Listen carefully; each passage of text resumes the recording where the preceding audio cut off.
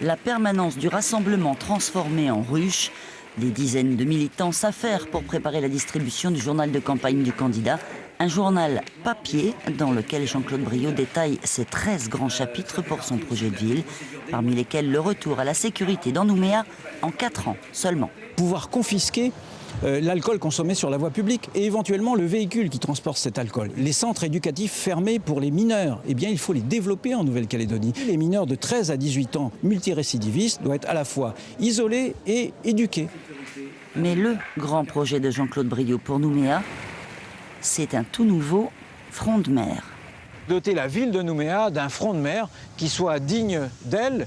Et l'ambition, évidemment, c'est de faire l'un des plus beaux fronts de mer du Pacifique. Donc on dira en souriant qu'il y a du boulot, il y a du travail, mais c'est vrai, il y a aussi une formidable ambition qui nous anime.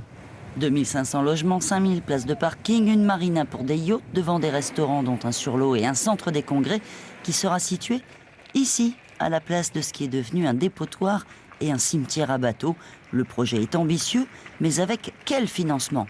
Alors les financements sont en majorité des financements privés, c'est-à-dire que nous devons susciter l'intérêt des investisseurs à créer des logements, à créer des commerces, à créer des infrastructures d'animation sur le front de mer.